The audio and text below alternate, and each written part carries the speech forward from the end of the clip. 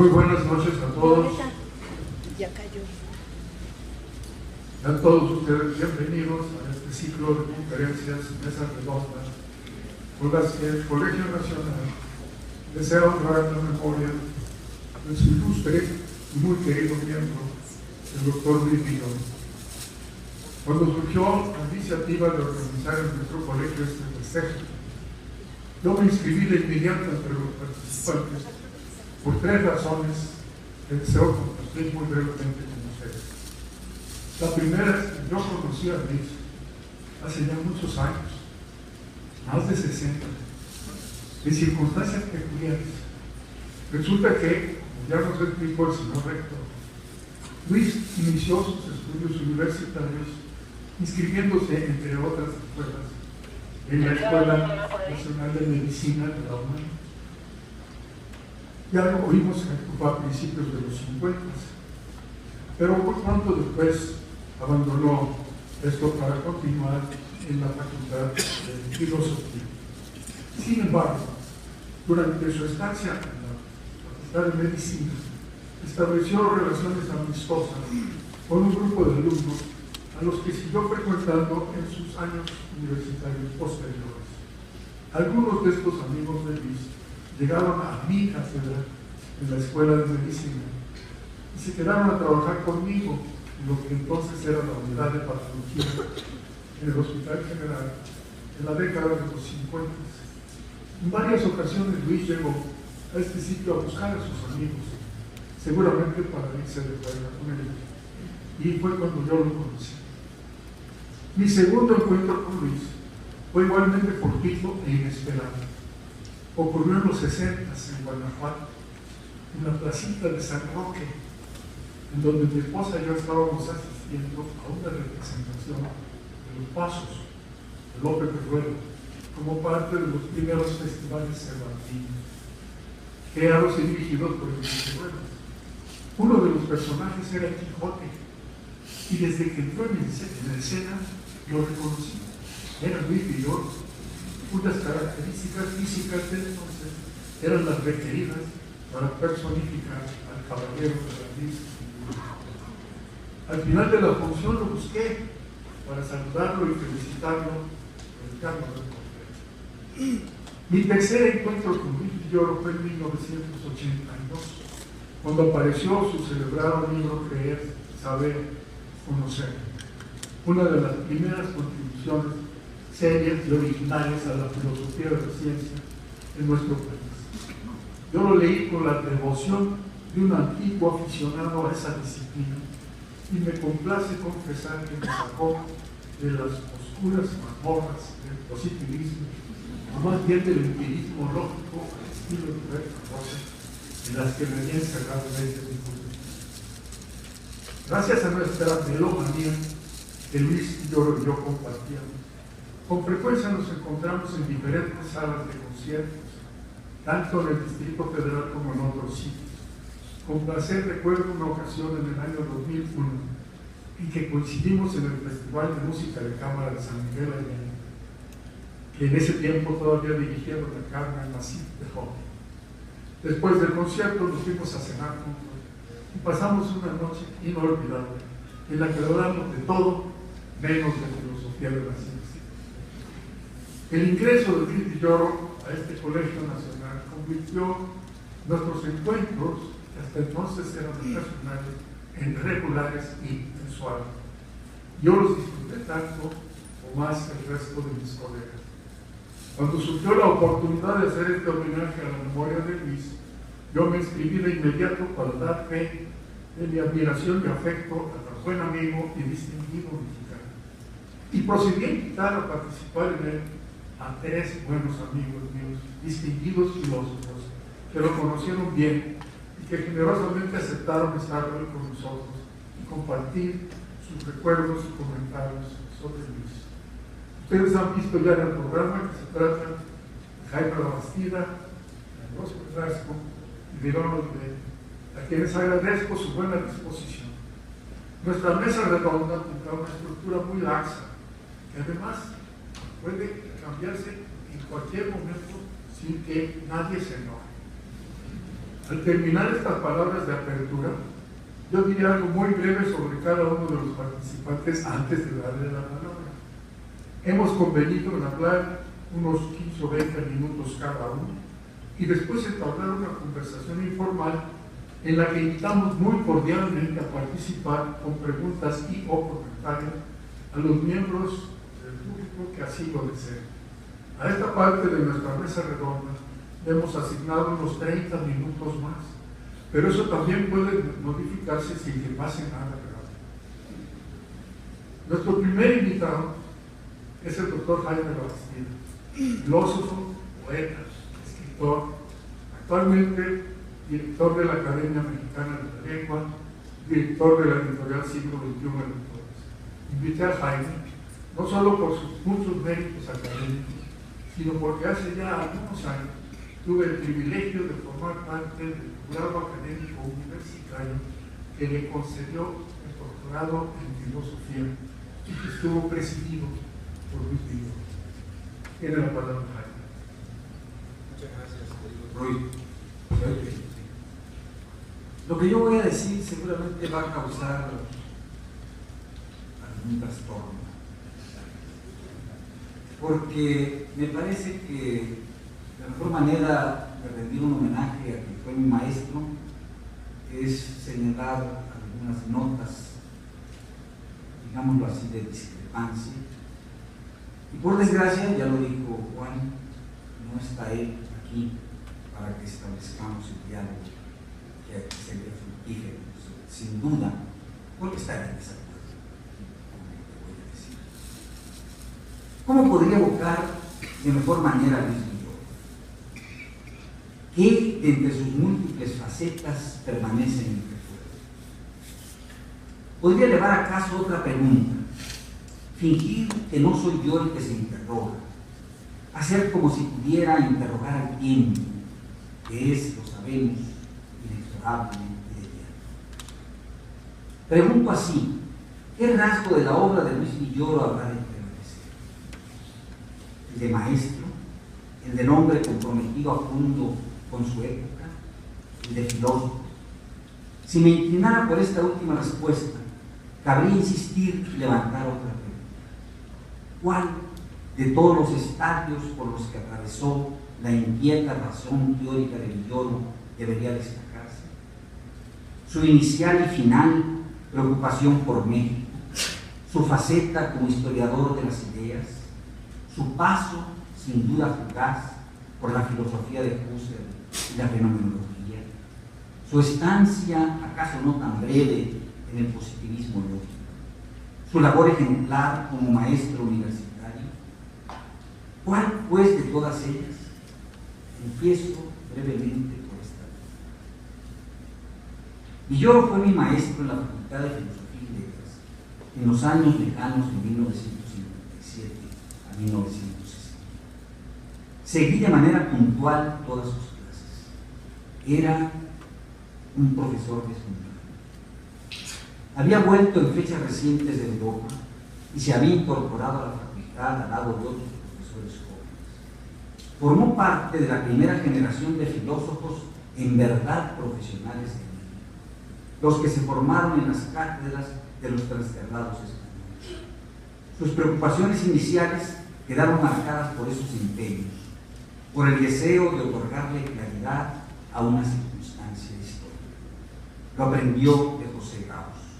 Sus primeros libros lo prueban: Los grandes momentos del indigenismo en México, de 1950, y la Revolución de Independencia, ese fue su título original, en 1953. Sin embargo, lo que atraía en la práctica docente de Villoro eran dos rasgos indisolublemente unidos: su pasión y su rigor. Sus clases estaban animadas por la vehemencia. No importa el tema que tratara, lo decisivo era que a cualquier asunto, por algo que fuera, le imprimía una pasión y un entusiasmo evidentes. Quisiera subrayar que lo mismo hablara de Kant que de Descartes. Su clase no se reducía a un análisis frío de los temas. Villoro no solo trataba de hacer comprensible a sus alumnos el asunto examinado, En su clase brillaba desde luego su inteligencia, pero también y al propio tiempo su pasión. Creo que en el fondo explicaba cada filósofo, cada filosofía, en buena medida para sí mismo. En su clase de religión, por ejemplo, filosofía de la religión, nunca examinó las causas del sentimiento religioso, ni ofreció ningún análisis negativo del fenómeno. Por el contrario, nos sumergió en la lectura directa de ciertos pensadores místicos, Plotino y sobre todo Juan de Lleras. Le debo el haber hecho una lectura puntual y atenta no sólo de la poesía de Juan de la Cruz, sino de todos aquellos textos en prosa, en los que el monje carmelita intentó explicar lo inexplicable, tal vez desde un silencio oscuro. Su experiencia mística, personal, indecible. Esas palabras suyas que solo indican un no sé qué de eran algo. Pero mi deuda personal con Villoro no termina en lo que me dio sin límite ni medida en sus clases. Le debo mucho más. Fue miembro de los jurados que me examinaron para obtener mis grados universitarios. Ya lo ha recordado mi querido amigo. En el primero de ellos, que se realizó en junio de 1968, y del que formaron parte Eli de Gortari y Adolfo Sánchez Vázquez, se desató una polémica en la que Villoro mostró su desacuerdo con mis tesis. Discutimos, por supuesto que a fondo. No retrocedí en mis argumentos. Por el contrario, y para mi asombro, Villoro retrocedió en los suyos. Por entonces Villoro era el coordinador del Colegio de Filosofía. Pese a nuestra pública discrepancia, me ofreció de inmediato que me incorporara como profesor de tiempo completo en la Facultad de Filosofía y Letras. Ese gesto demuestra su enorme generosidad. Por encima de la discrepancia personal y filosófica, colocó su respeto a las diferencias. Debo a Villoro, pues, como a otros de mis maestros, Eli de Gortari, José María Gallego Rocaful, Eduardo Nicol, Adolfo Sánchez Vázquez, Francisco Larroyo, Ricardo Guerra, la exigencia del rigor y el deber de asumir con carácter profesional las tareas filosóficas. Presidió luego el jurado que me otorgó el grado de doctor 37 años más tarde. No puedo ni quiero examinar la tarea filosófica de Villoro. Es imposible que la abarque en todas sus facetas. Es demasiado compleja y rica. Tampoco intentaré un absurdo ajuste de cuentas con ella, ni una crítica de su teoría o de sus teorías. Solo trataré un tema entre los varios posibles, situado en el campo de las creencias, y luego dos temas de sus libros iniciales. Baste decir que sus libros sistemáticos, los grandes momentos del indigenismo en México, la revolución de independencia, al lado de la idea y el ente en la filosofía de Descartes de 1965, creer, saber, conocer de 1982 y el poder y el valor, fundamentos de una ética política de 1997, son obras de nivel excepcional, rigurosas, audaces, innovadoras. Entre estos libros, multitud de ensayos, reseñas de libros, notas sobre temas diversos, algunos deslumbrantes, sin duda, como la significación del silencio o la descrita azul. Me detendré en el último de los que he mencionado. Es muy curioso, voy a citar prácticamente las mismas palabras que cité. Luis Villoro era, como tantos de nosotros, complejo, acaso contradictorio. Por un lado, se destaca en él un anhelo de rigor, un deseo de precisión, la búsqueda de la palabra nítida y de la ecuación exacta. Para decirlo con palabras que vienen del filósofo en el que los dos abrevamos, René Descartes, Villoro quería ideas claras y distintas. No en balde le dedicó al pensador con el que se abre la filosofía moderna un libro extraordinario, La idea y el ente en la filosofía de Descartes, que mencioné poco antes. Este libro se puede colocar junto a los mejores y los más sólidos textos hermenéuticos escritos sobre Descartes, junto a los libros clásicos ya de Tianjin Sun, Ferdinand Barquier o Jean-Luc Marion, por citar solo a los grandes intérpretes de la obra del discurso del método y las meditaciones metafísicas. Pero quisiera a partir de aquí examinar un asunto que me preocupa. Ya he dicho que Villoro anhelaba como filósofo riguroso la precisión. Sin embargo, junto con el anhelo de nitidez y de la búsqueda de las ideas claras y distintas, se produce en él, lo vimos en el video, una inquietud que lo conduce a hundirse en lo inexplicable y por lo tanto en lo indecible. La mezquita azul quizás sea una prueba palpable de lo que he dicho. Hay conceptos que Villoro reitera una y otra vez a lo largo de sus textos. Algunos de estos conceptos son sintomáticos: vacío, silencio, auténtico, sagrado, lo otro. Diré que lo otro, lo radicalmente inexpresable, es la experiencia mística, la vivencia de lo extraño, lo superior, lo que no se puede traducir a palabras. Al releer La mezquita azul, percibo de súbito que no fue en modo alguno casual que Villoro estuviera interesado en la poesía y sobre todo en la vivencia mística de Juan de la Cruz 40 años antes. Cuando sus alumnos compartimos el goce con él de la lectura de La noche oscura de la subida al Monte Carmelo, el cántico espiritual o la llama de amor viva. Era una preocupación de carácter personal que nos transmitió con enorme pasión y que nunca lo abandonó. Haré un apretado resumen. Oigamos lo que dice. Entra en una mezquita y en ella sufre una experiencia robada. Se queda mudo, dice: soy musulmán, budista, cristiano y no soy de religión alguna. Ahora todos somos una sola voz que se eleva. Soy uno de tantos, pequeño, insignificante, en el mar de la humanidad, en alabanza que en todos los tiempos se ha elevado a lo sagrado. Solo en ese momento siento, solo entonces veo en verdad. Hasta allí.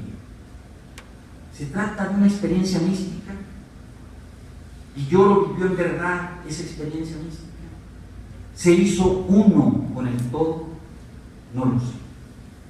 Pero lo que sí puedo decir es que Villoro era un filósofo y como tal intentó el análisis y la crítica de su experiencia.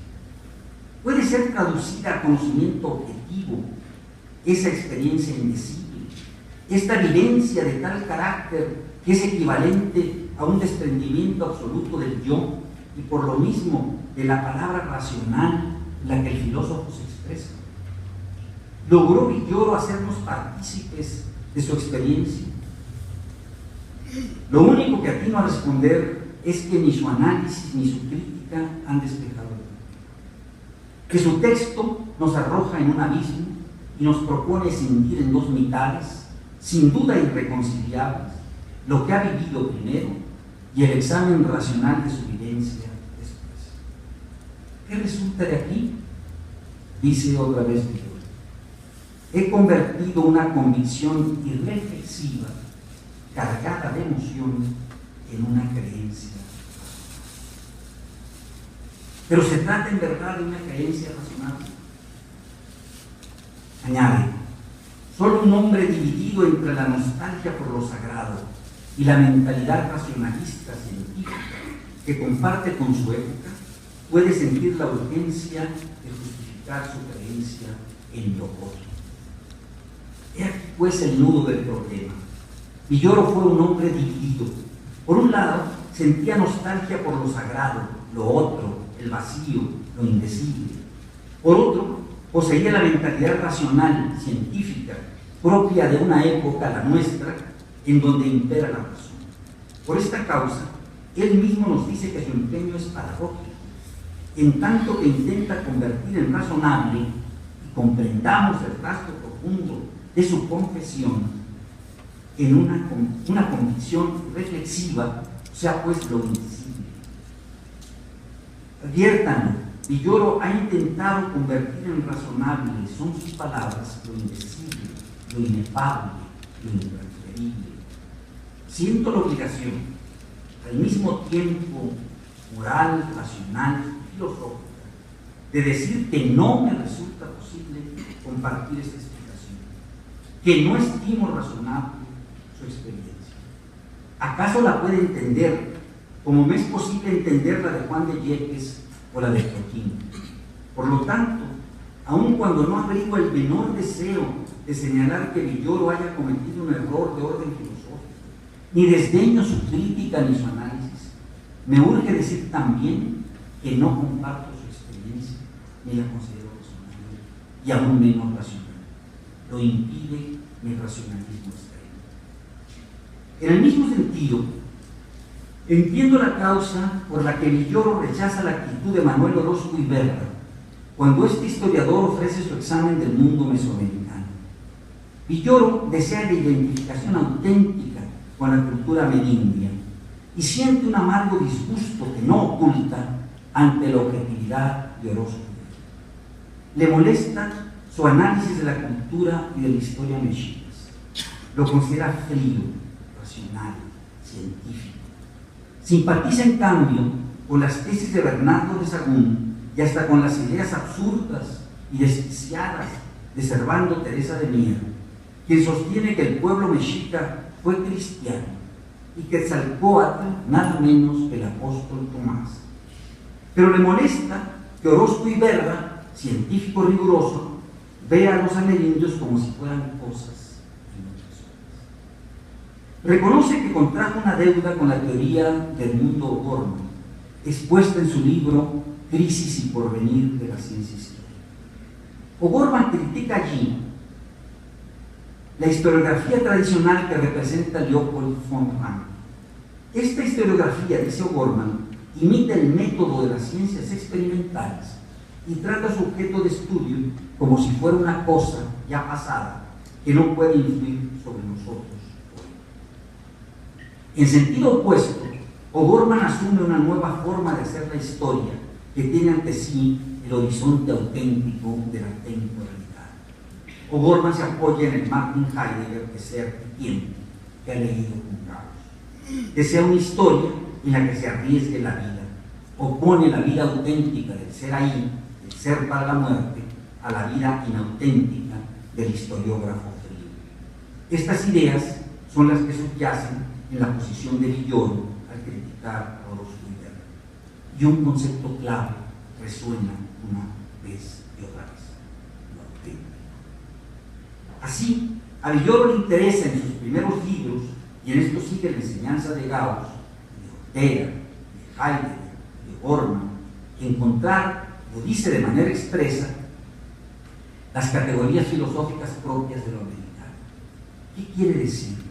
¿Qué significa esta búsqueda de categorías filosóficas propias, de conceptos nuevos?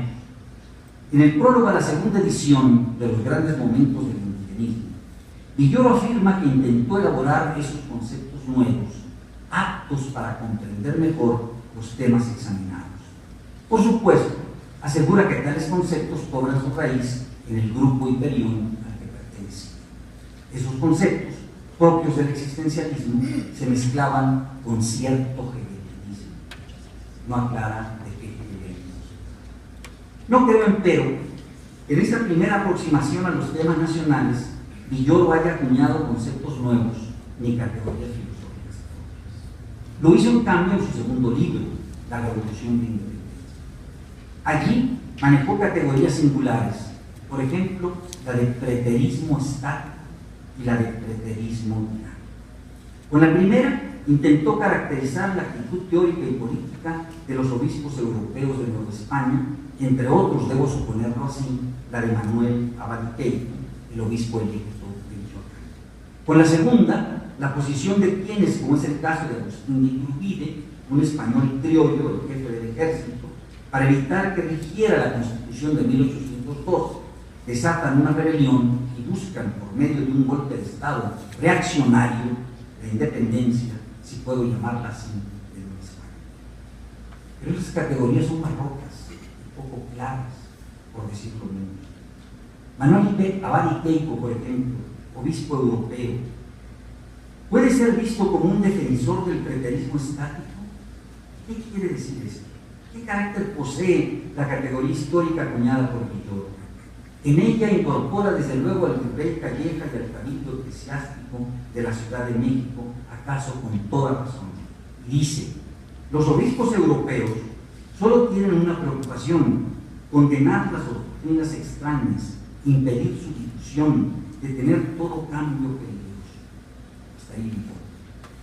Pero todos los obispos, también Abad Iceico, Abad sujeto a juicio inquisitorial por afrancesado y hereje, Abad que abreve la teoría económica de Adam Smith, Abad, el amigo de Humboldt, partidario de una reforma económica profunda en cuyas tesis se apoya el primer gran liberal mexicano, José María Luis Mora.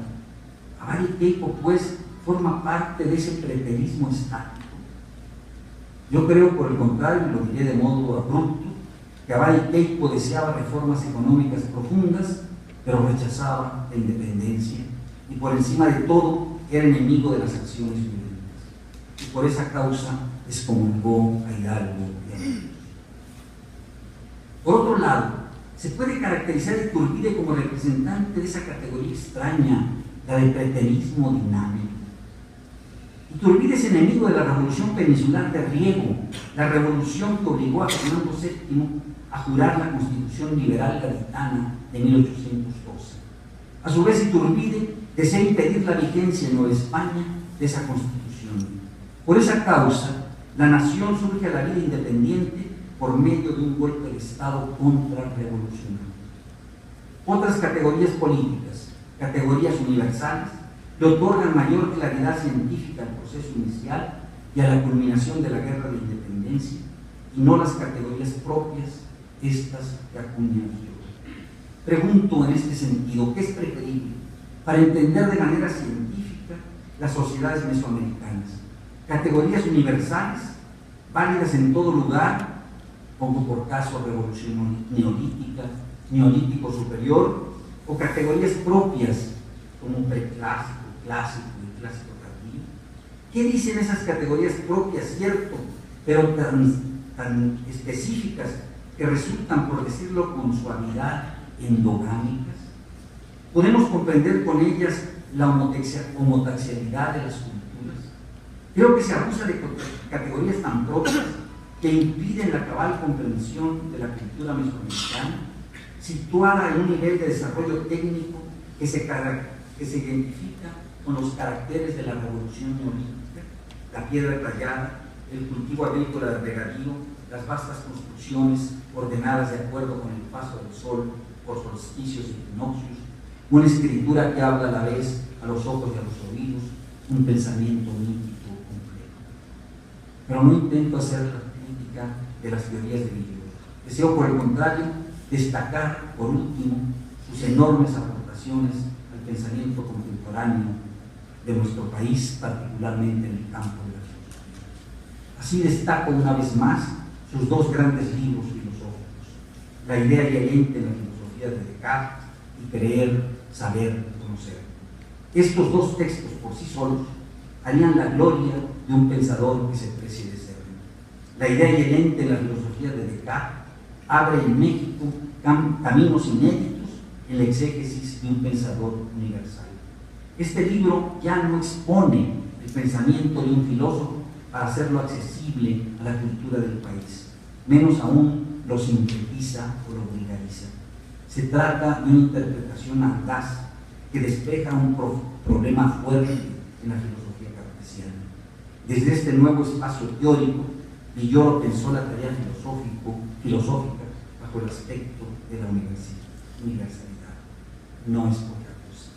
Luego, Villoro nos legó otro libro excepcional: Creer, saber, conocer. En él no se limitó a rumiar los temas caros a la filosofía analítica, sino que pensó por cuenta propia los arduos asuntos del conocimiento y de su expresión rigurosa. Así, trazó los límites, las relaciones y las diferencias entre creencia, sabiduría y conocimiento científico. Se revela aquí al filósofo capaz de asimilar las teorías contemporáneas de modo creador. En esos textos encuentro al Villoro perdurable, al maestro de las nuevas generaciones de filósofos mexicanos, los que harán en la lengua que nos es propia, la lengua española, simple y llanamente filosofía. Quiero decir, pensamiento riguroso y sin límites, ya no sujeto a un programa nacional estrecho, sino con los ojos puestos, parodio a Spinoza, en esa breve eternidad a la que aspira.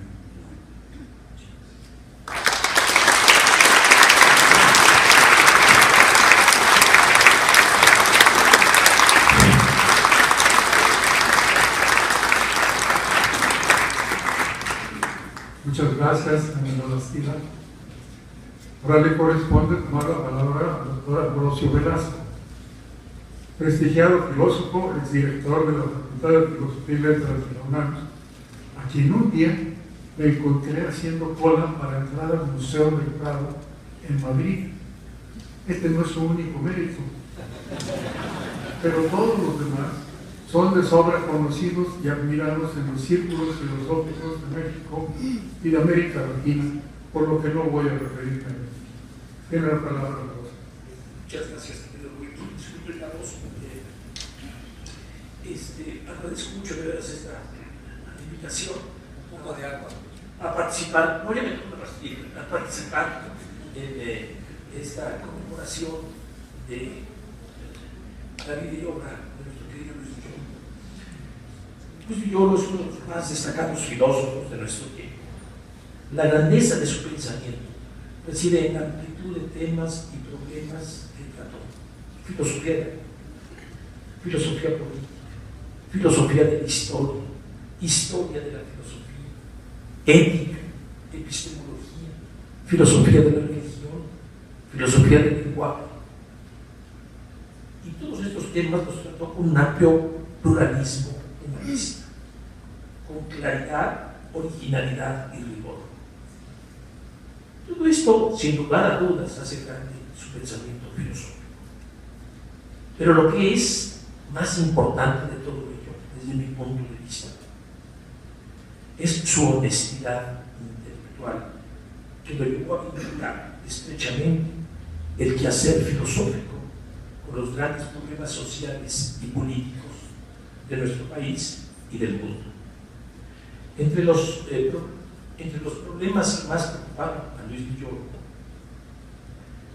desde el inicio destaca la cuestión indígena, y la parte más importante de su filosofía es precisamente el problema de los pueblos indígenas y su inserción en la nación mexicana. En los grandes momentos del indigenismo, Luis Villoro, como otros de sus colegas de entonces, del Grupo Iberión, buscaba comprender el ser de mexicano.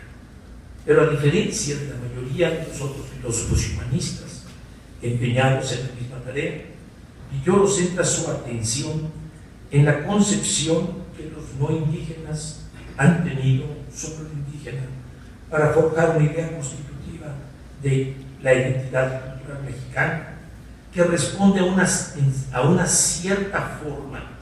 Las mismas concepciones de los indígenas responden a una forma de conciencia social de la cual los propios autores que la analizan pueden no estar conscientes de ello. En realidad, si ustedes pueden ver, no solamente es una cuestión sobre el indígena. Decía Carlos Pereira en su intervención, da un rodeo y va a las concepciones del indígena. Pues no solo ello, analiza las ideologías o formas de conciencia social que están influyendo en esa forma de conceptualizar a los indígenas, desde Fray Bernardino de Sahagún en el siglo XVI hasta el siglo XX. Muestra con dramatismo la profunda contradicción entre una admiración desmedida y un desprecio igualmente desmedido. Esto sobre todo en el análisis de Cortés, de Sahagún. Cuando se les ve en los términos de su propia cultura, a los indígenas se les reconoce su grandeza. Pero cuando se les interpreta desde la cultura europea, se les ve como demoníaca o miserable. Esa misma contradicción se muestra en el proceso de independencia. Es decir, en su libro, El proceso ideológico de la revolución de independencia. A los criollos les parece, a los criollos les parece que son los únicos capaces de construir una identidad nacional mexicana. Son ellos mismos, desde su intelectualidad, desde su quehacer, que es también una idea muy arraigada, por ejemplo, en el mundo O'Gorman y la idea de criollismo. Pero los mismos criollos se dan cuenta que la identidad de México la tienen que forjar a partir de una interpretación de lo indígena, desde el indigenismo histórico. Guillermo Hurtado refería a este aspecto en una de sus entrevistas. Y no solo ello, sino una contradicción más. Para los intelectuales y los dirigentes criollos de la independencia, el indio del pasado es el que tiene grandeza, mientras que el indio vivo del presente es miserable, ha caído en una profunda degradación social, intelectual, física y hasta moral. La filosofía de lo mexicano, que lo preocupó a Villoro toda su vida, fue un intento de superar este desgarrón interno de la conciencia mexicana. Estas contradicciones son los verdaderos y profundos traumas de México a través de su historia. Quizás el carácter no resoluble de estos problemas y su apariencia de pseudoproblemas desde la filosofía analítica llevó a Villoro a abandonar la filosofía, a distanciarse la filosofía de lo mexicano y concentrarse en una filosofía más rigurosa y de reconocimiento mundial, que es a lo que aludía Jaime Labastida, que como siempre tengo el gusto y el placer y desde luego el honor de discrepar con él. Esto representó para Villoro un cambio radical, que él concibe como un cambio de ambiente filosófico en México. En una mesa de discusión en 1967 sobre el sentido de la filosofía en México, de la Facultad de Filosofía y Letras, en la que también participaron Alejandro Rosa, Leopoldo Ser, Abelardo Villegas y José Luis Alcázar, reconoce que no hay una tradición filosófica mexicana y que el esfuerzo desarrollado por él y otros de sus colegas en torno a la filosofía de lo mexicano no ha tenido seguidores. Cito a Villoro: ¿no podría verse en este cambio una ruptura con una tradición propia? Se pregunta él. Para emplear el lenguaje de Samuel Ramos, ¿no estaríamos ante otra forma de imitación de filosofías ajenas? Confieso que no encuentro mucho sentido a estas preguntas.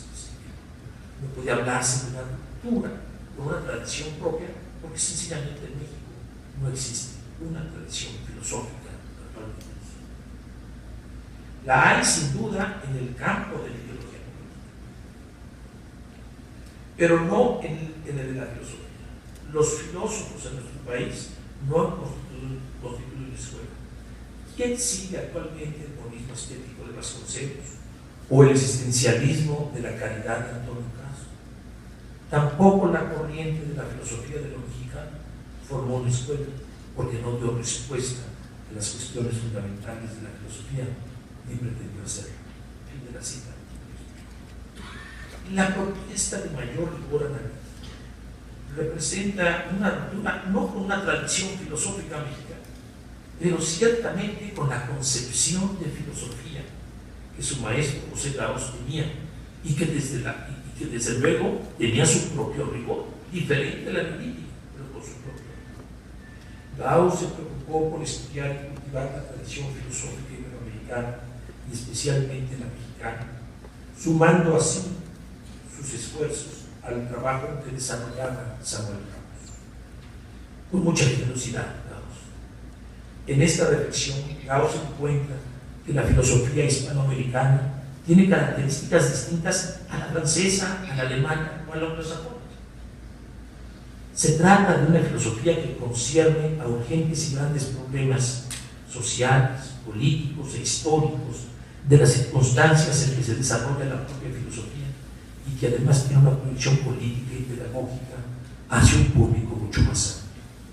Esto que llamaba Kant el uso público de la razón. Por ello, la filosofía iberoamericana, decía Gauss, es predominantemente asistemática y se expresa y escribe principalmente a través del ensayo y no del tratado o del artículo especializado. El ensayo filosófico conjuga el estilo literario, la reflexión histórica, la proyección pedagógica y el compromiso político. Este tipo de filosofía, desarrollada magistralmente por Villoro en sus primeras obras sobre México, parecía decepcionar al propio Villoro, quien buscaba mayor rigor conceptual en la filosofía cartesiana y después, posteriormente, en la filosofía analítica. Coincido aquí plenamente con Jaime, pero en lo que sigue ya no. Esta búsqueda culmina, bueno, también los otros. Esta búsqueda culmina en su clásico libro que debe saber conocer, probablemente el libro de epistemología más influyente escrito por un autor. Este tipo de filosofía desarrollada precisamente por Luis Villoro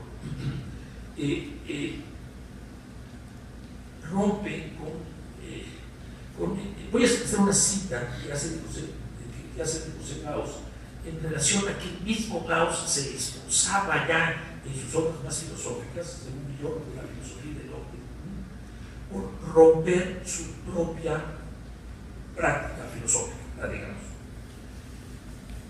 a quien siempre tuvo gran admiración y respeto. Dice: en estos libros de Gauss, áridos y difíciles, llega a su término una tendencia predominante hasta hace poco en la filosofía del lengua española, explicar los problemas tradicionales de la filosofía acudiendo a caracteres de la condición humana, de la vida histórica o individual, antropologismo o psicologismo, historicismo, que marcaron en nuestros países el pasado más cercano, pero los cuales ya no podemos reconocernos. Y con esta deslinde, ¿no?, de su maestro. Bien, voy a saltarlo. Sin embargo, este periplo analítico, que no es lo más mínimo un desvío, sino parte de su peregrinar filosófico, ya lo decía Mario Teodoro en su entrevista, ¿no?, es una antesala de su regreso a los temas más urgentes de la filosofía mexicana. Pero la diferencia es que ya no será el pasado, ya no serán los indios muertos, sino será el indio vivo, los pueblos indígenas del México hoy, lo que le preocupará más a mí.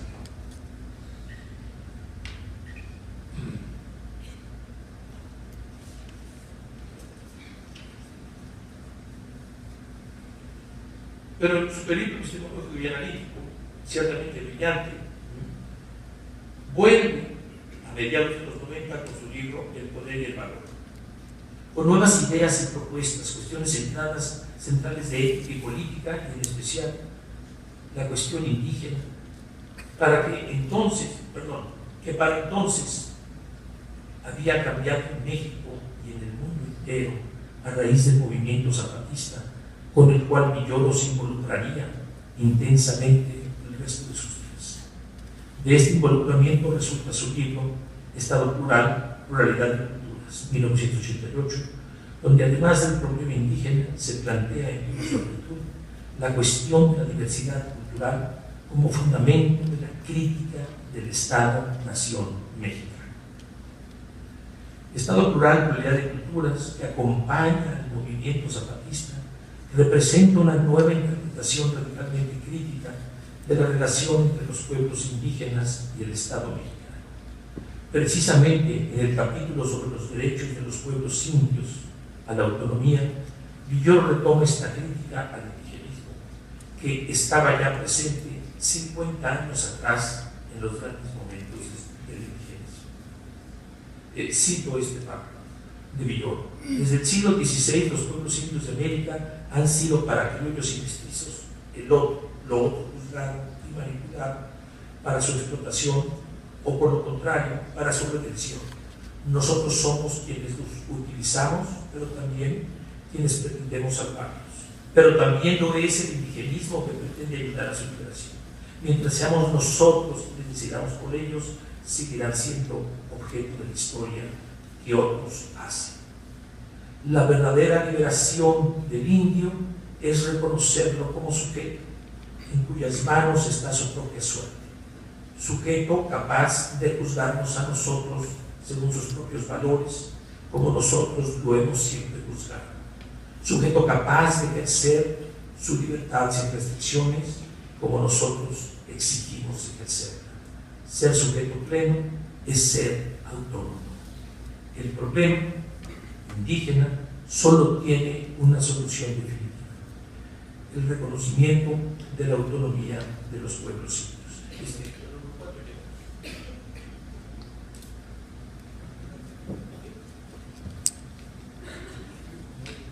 Bueno, es que ya perdí.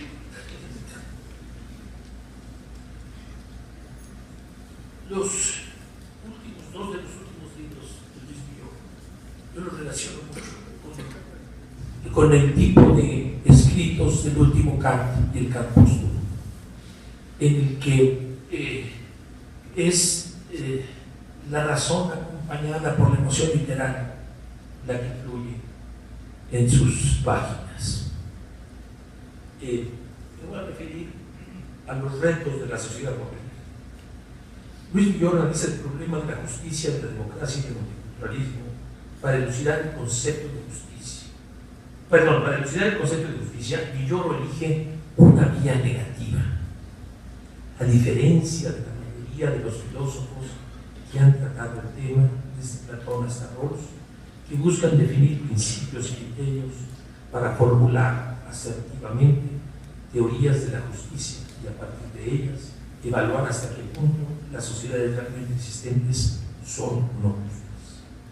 La vía negativa de Villoro no supone ningún concepto previo de justicia para constatar la injusticia existente en las sociedades contemporáneas, sino que parte de la experiencia de las injusticias que padecen los seres humanos de carne y hueso en las sociedades contemporáneas, sin dudar si los sufrimientos y justicia que padecen los hombres y mujeres de carne y hueso son verdaderamente injustas.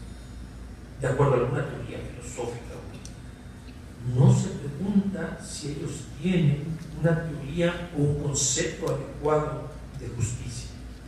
La experiencia de injusticia que sufren los seres humanos es para Villoro un hecho palpable, irrefutable, desde el cual hay que iniciar la reflexión filosófica. Esto me parece un giro radical de Luis Villoro en su reflexión filosófica. Tenemos que partir de esa experiencia vital, y recuerdo mucho esa entrevista que salió en el documental del beso de Diego indio, ¿no? Que lo marcó su vida, y está volviendo a esa experiencia vital, la experiencia de la justicia, el sufrimiento de la justicia. Y con ello está retomando también una tradición de filosofía iberoamericana muy importante: el ser testigo. Las casas, Alonso de la Veracruz decía: y soy testigo de esta barbarie de la conquista, y soy testigo de esta violencia. Luis Villoro es testigo de esta justicia y del sufrimiento de la justicia. A partir de la experiencia de justicia, Villoro buscó inferir reflexivamente cuál es la causa del sufrimiento de la injusticia. Entre las causas que producen el sufrimiento de la injusticia, Luis Villoro destaca el poder como deseo de dominación para la satisfacción de intereses personales. Consecuentemente, en toda sociedad donde los hombres buscan dominar a otros, se generan injusticias, y la única manera de evitarlo es prescindir del deseo de poder. Este esfuerzo constituye lo que Villoro denomina contrapoder. Considero una de las contribuciones últimas de Villoro más críticas, más férreas. Dice Villoro lo siguiente: podemos llamar contrapoder a toda fuerza de resistencia frente a la dominación. El contrapoder se manifiesta en todo comportamiento que se defiende y resiste al poder. Este concepto ya lo había desarrollado, de la cita, Luis Villoro en su libro anterior, El poder y el valor, donde ubica el contrapoder que funda la Asociación para la Libertad mientras que el poder establece la sociedad para el orden. Libertad y poder resultan así antitéticos. No hay lugar para que coincidan o puedan traslaparse. Voy a cortar. Desde esta perspectiva del contrapoder y de la vía negativa para la justicia, concluye Luis Guillón. La justicia podría expresarse mediante un enunciado negativo. La no exclusión de la pluralidad de culturas, no exclusión del bien común de la sociedad, no exclusión en el cumplimiento universal de lo divino. La justicia, como no exclusión, abre un horizonte. Fin de la cita. La idea de justicia como no exclusión que propone Villoro la aplicará al ámbito de la participación ciudadana o bien a la relación entre diferentes culturas como componente de una nación o de un Estado, que le permitirá extender y articular la discusión a problemas como democracia, multiculturalismo y Estado. Me salto ya las consideraciones sobre democracia y multiculturalismo, que son las otras dos categorías básicas de sus dos últimos libros. Para Luis Villoro, la lucha de los pueblos indígenas hoy, de los indígenas vivos, especialmente de los pueblos mayas de Chiapas, representa ya hoy en día la realización de una utopía centenaria, no solo para ellos, los indígenas, sino para todos los pueblos del mundo que anhelan una sociedad más justa, libre y democrática. Termino con esta cita de Luis Villoro. Empecé diciendo, dice Luis Villoro, empezó diciendo el libro Tres retos de la sociedad moderna. Otra visión del mundo es posible. Ahora terminaré afirmando que, frente a la visión de la modernidad occidental, ese otro mundo posible ya está aquí, ahora, en pequeño, en las juntas de buen gobierno de la zona zapatista. No como utopía, sino como un lugar real existente. Gracias, Luis Villoro, por tu generoso optimismo filosófico, que conforme te acercabas a tu muerte, se hacía cada vez más y más fuerte, desafiante y emancipador. Gracias.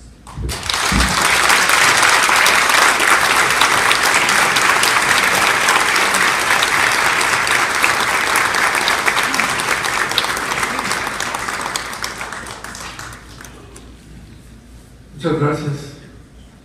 Finalmente, daré la palabra al doctor León Uribe, exdirector del Instituto de Investigaciones Filosóficas y uno de los más importantes filósofos de la ciencia contemporánea, con quien he tenido el privilegio de sostener varios encuentros en diferentes escenarios académicos, en los que he aprendido mucho, pero en los que yo digo haber salido siempre el vencedor, mientras que en cambio él siempre sonríe.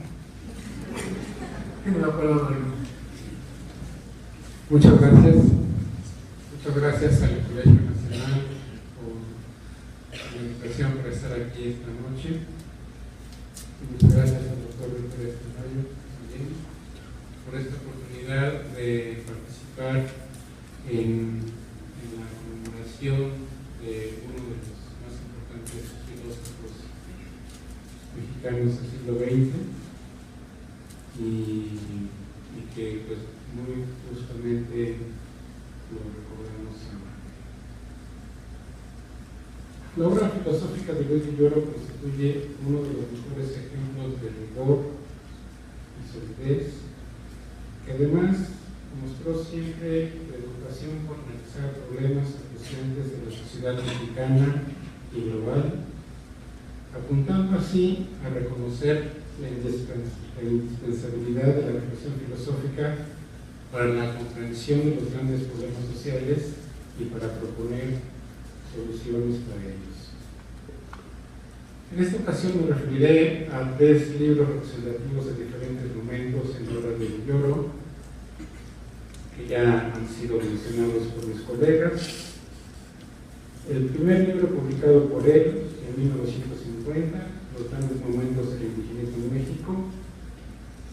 En segundo lugar, uno de sus libros más importantes de su etapa madura, y el más destacado en el campo de la teoría del conocimiento, Leer, Saber, Conocer, publicado en 1982. Y por último, uno de sus libros últimos, Los retos de la sociedad por venir, ensayos sobre justicia, democracia y multiculturalismo, publicado en 2007. Los grandes momentos del indigenismo en México fue escrito en 1949 y publicado en 1950. En palabras del historiador Enrique Flores Cano, esta obra anticipó lo que pocos años más tarde sería considerado un vuelco en las formas de pensar el pasado mexicano, y no podría explicarse sin la presencia de las corrientes renovadoras sobre la enseñanza y la investigación histórica, antropológica y estética que surgieron en la década de 1940 y 1950.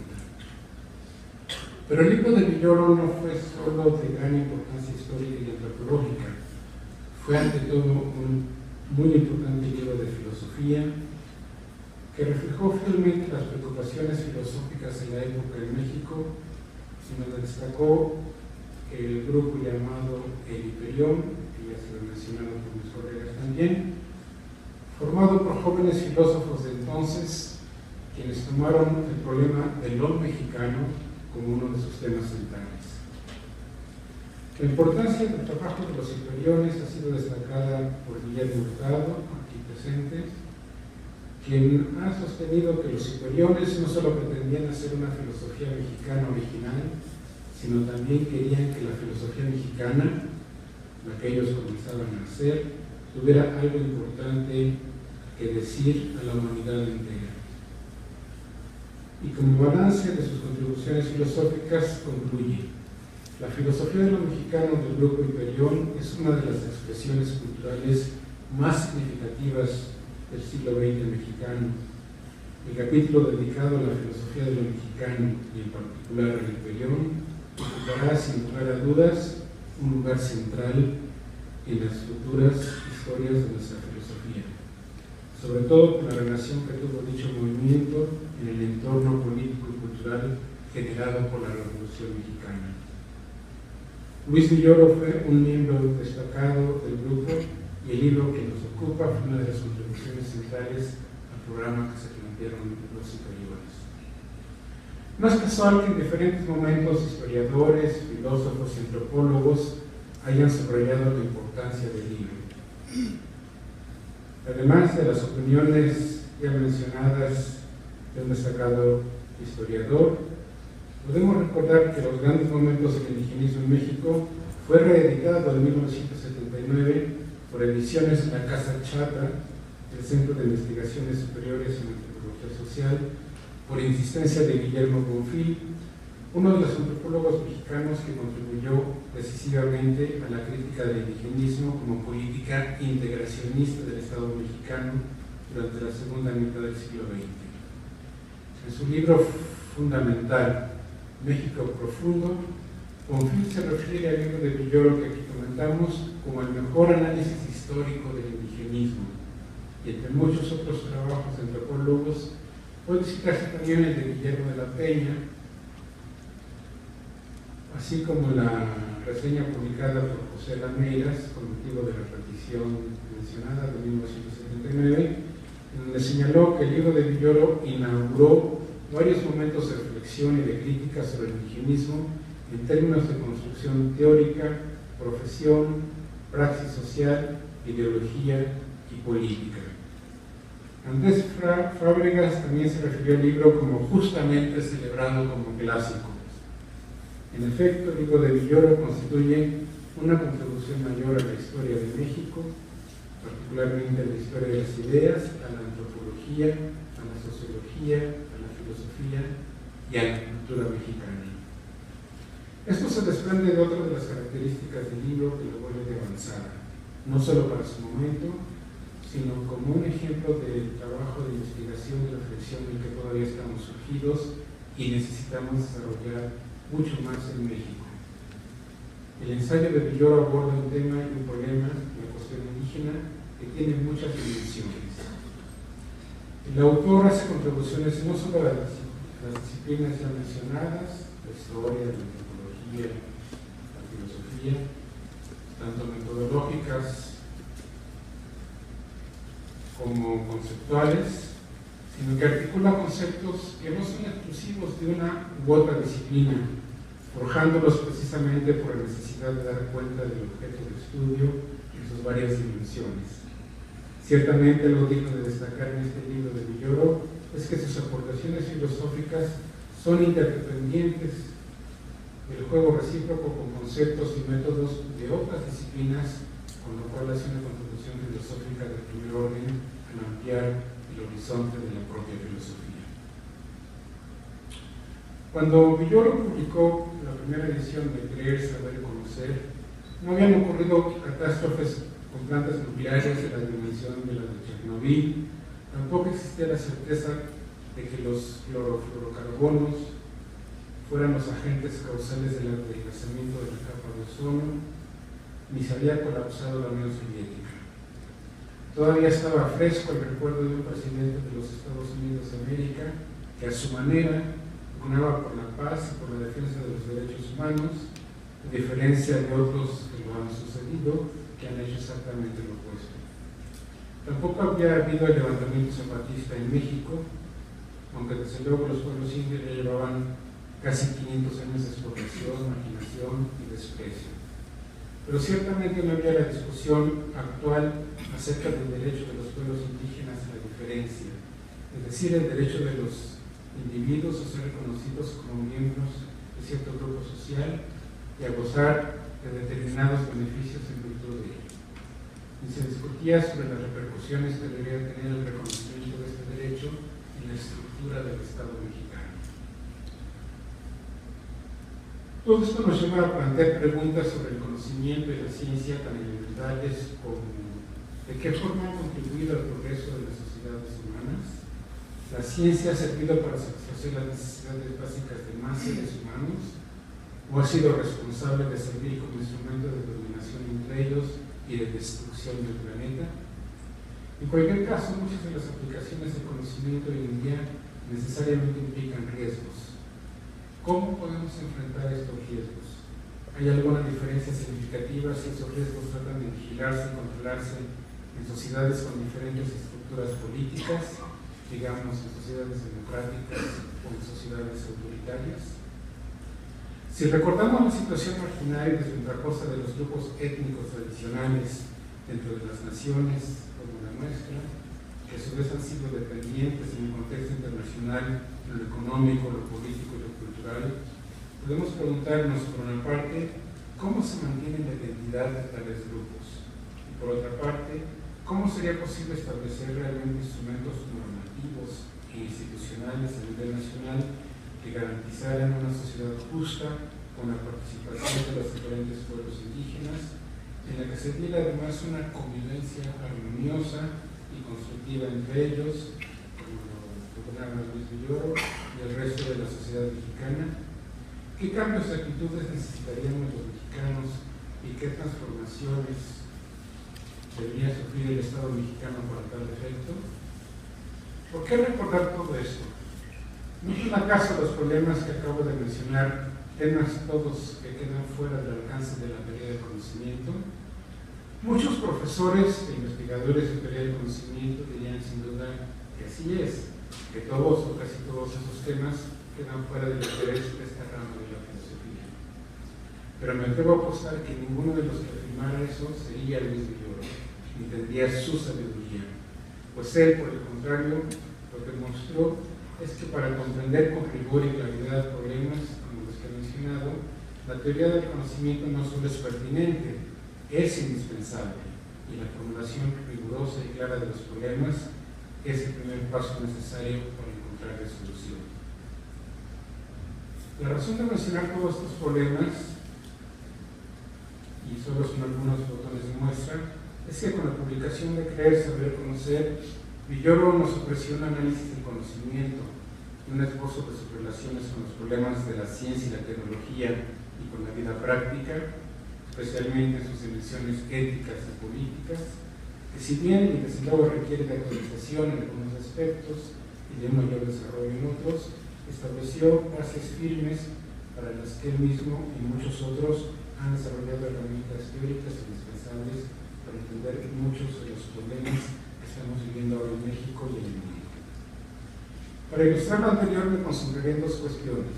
Primero, sobre la concepción pluralista del conocimiento que desarrolló Villoro, la cual tiene el interés epistemológico de permitirnos entender cómo es posible que a lo largo de la historia de la ciencia se hayan dado diferentes concepciones del mundo, o que en un momento determinado coexistan distintas visiones y que todas ellas puedan ser legítimas. Pero además, su concepción del conocimiento tiene consecuencias éticas y políticas de largo alcance.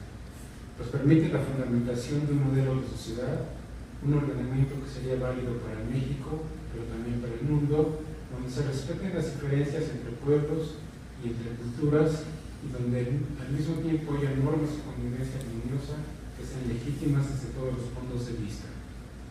La segunda cuestión se refiere al papel de las creencias en la constitución y mantenimiento de las identidades personales y colectivas, así como en la construcción real de sistemas normativos y de instituciones que serían indispensables, por ejemplo, para la convivencia entre estados y entre pueblos, dentro de una sociedad nacional o planetaria que legítimamente pudiéramos considerar justa.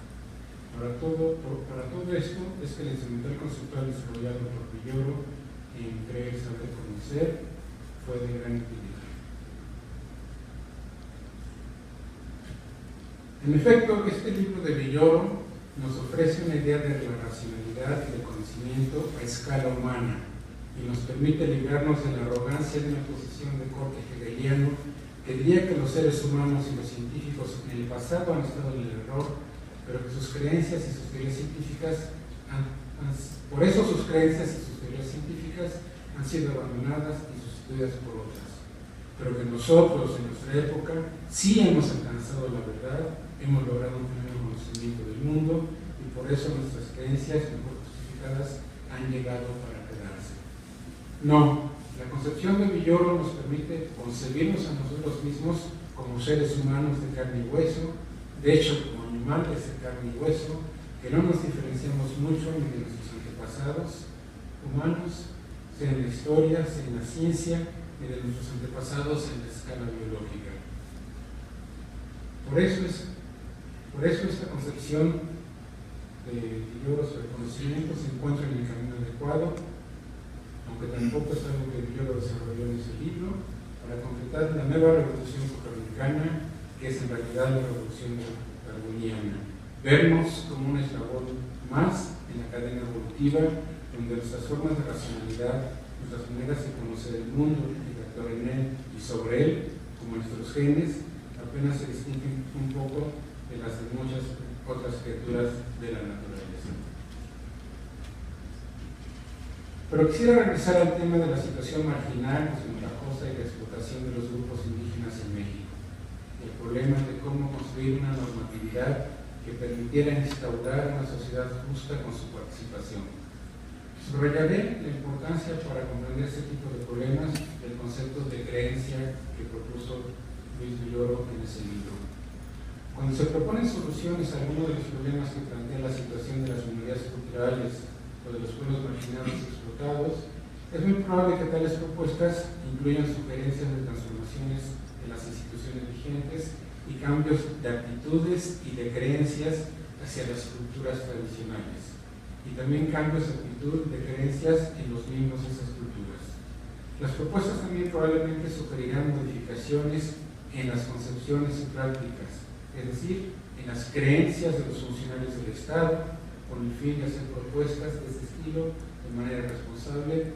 Es necesario tener una comprensión del Estado lo más completa posible, lo mismo que con respecto a los pueblos involucrados. Para ello se requiere comprender, entre muchas otras cosas, el papel de las creencias en la formación de su identidad, así como el papel de las creencias en la existencia de los derechos. Es aquí donde el concepto de creencia propuesto por Villoro es de gran ayuda. Una creencia, dice Villoro en ese libro, es un estado disposicional adquirido que causa un conjunto coherente de respuestas que está determinado por un objeto o por una situación objetiva que ha sido aprendida. La determinación en cuestión se entiende en el sentido de la limitación, acotamiento o restricción.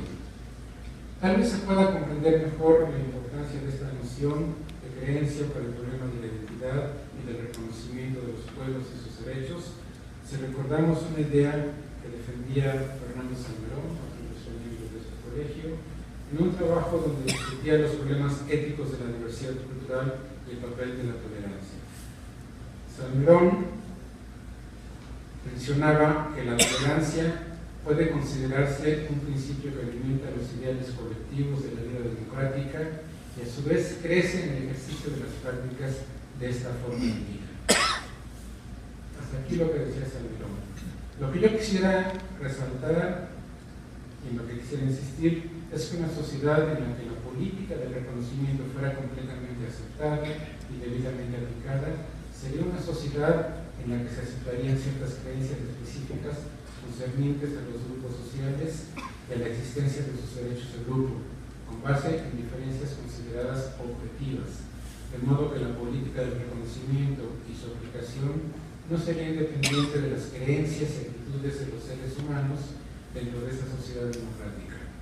Algunas de esas creencias serían, por ejemplo, acerca de la naturaleza de las entidades colectivas en cuestión, los grupos indígenas, digamos, y acerca de semejanzas y diferencias entre personas.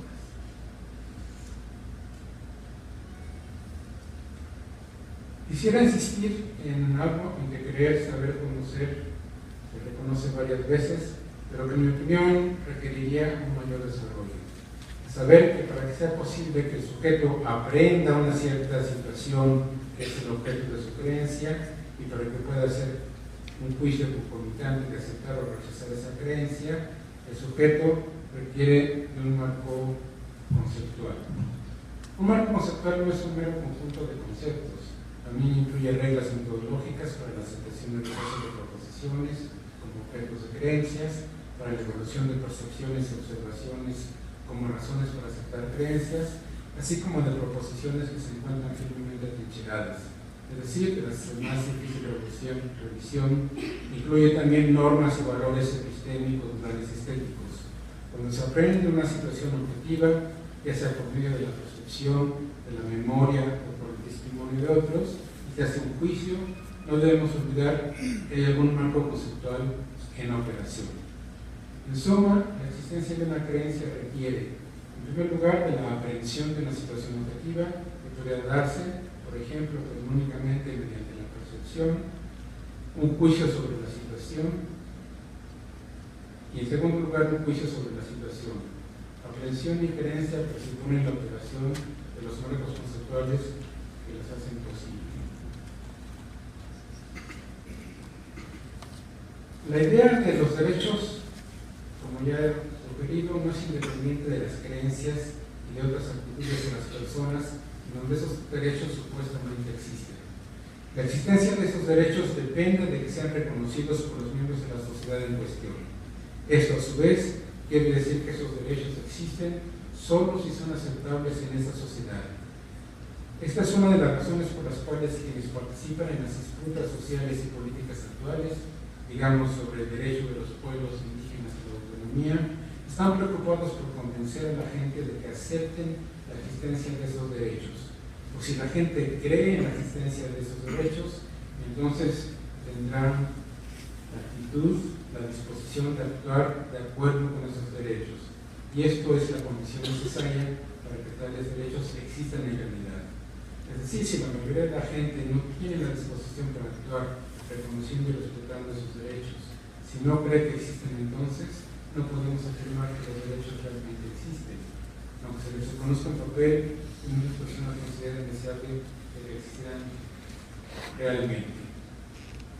Pero en ese caso, tendríamos mucho que trabajar para hacerlo realidad.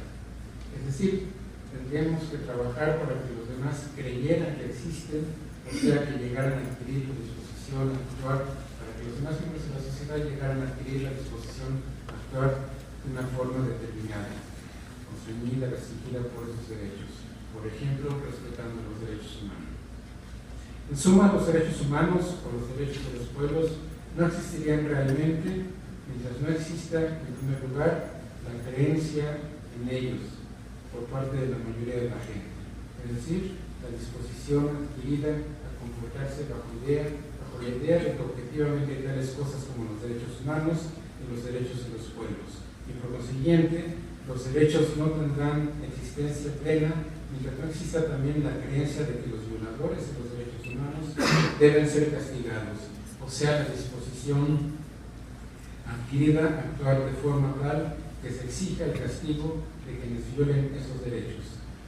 Una vez generalizadas esas creencias, sería más fácil el establecimiento de las instituciones legítimas que vigilen su respeto, por ejemplo, juzgando y sancionando a los criminales contra la humanidad. En los ejemplos que tomé, me referí a dos de los tres conceptos centrales del libro que dan lugar al título, que es saber conocer. Aludí al concepto de creencia y al concepto de conocimiento proposicional. El tercer concepto de sabiduría me siento muy lejos de poder decir algo, pero lo que sí sé es que sabio es un concepto que podemos aplicar correctamente a alguien que desarrolló una obra, pero sobre todo que nos dio un ejemplo de rigor intelectual y de honestidad y congruencia académica, ética y política, como lo hizo a lo largo de su vida Luis Villoro. Finalmente me quisiera referir al otro libro ya mencionado también, por Velasco, por ejemplo, Los retos de la sociedad por venir, donde Villoro analizó y discutió tres conceptos fundamentales para comprender a nuestra sociedad actual y dar pautas para las acciones que debemos seguir para lograr que la sociedad por venir sea menos injusta, más democrática y que reconozca y lleve adelante políticas y estrategias que hagan del Estado una auténticamente plural y la sociedad sea verdaderamente multiculturalista. Muchas gracias.